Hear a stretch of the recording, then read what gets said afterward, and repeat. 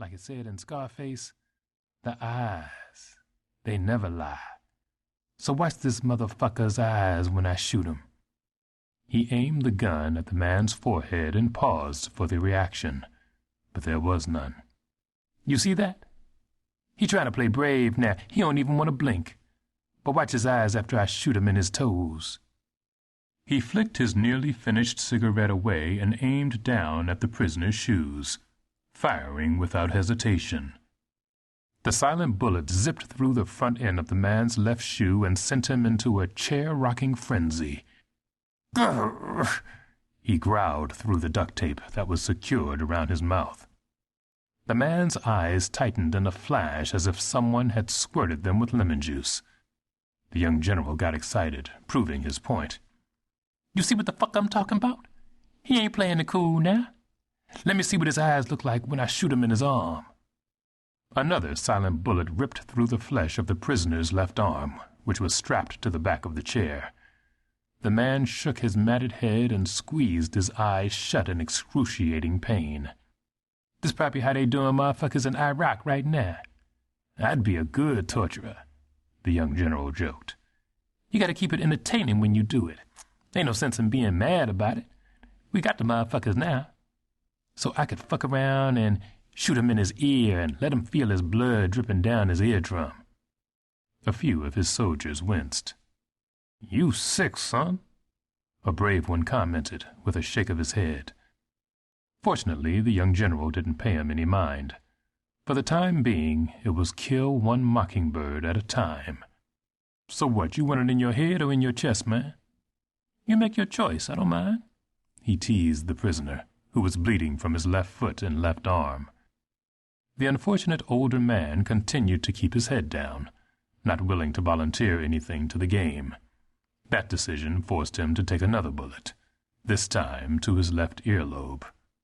Grrr! He growled and shook his head hysterically. The young general became angry like a psychopath. Nigga, you listen to me when I'm talking to you. You hear me? Or you ain't gonna hear shit else in here. Nobody laughed or said a word at that point. Their leader was in psycho mode. Shit. Now I gotta talk to you in your good ear. His wry comment broke the tension in the empty room, compelling his soldiers to laugh out loud again. The young general walked over to the prisoner's right ear and stopped to address his set.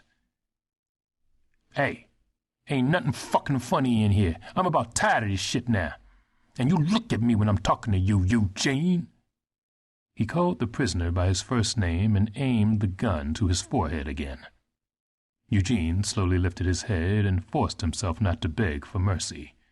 He realized that his begging would be useless.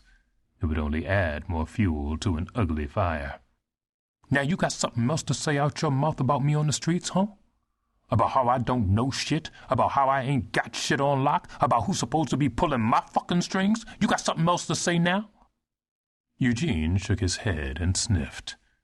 Fresh snot ran out of his nose, mixed with tears that ran down his face in a combined slop of terror, while blood painted the side of his neck from the bullet that shot off his earlobe. The young general snapped.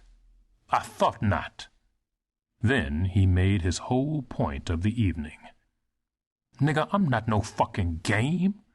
So when you hear somebody say Baby G, don't take that baby shit seriously, 'cause I'm a grown-ass man now.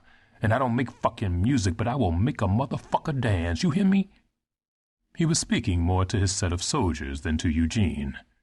Eugene was a dead man. He was no more than a human blackboard on which Baby G was writing his message.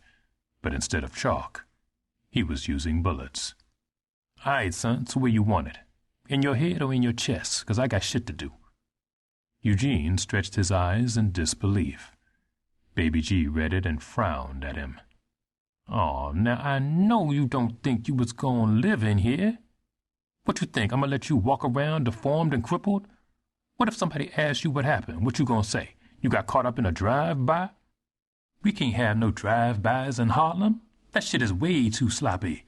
Somebody fuck around and hit Bill Clinton by accident, and these beat walkers will fuck up the whole neighborhood looking for niggas. They'll turn us into Jews for a new Holocaust.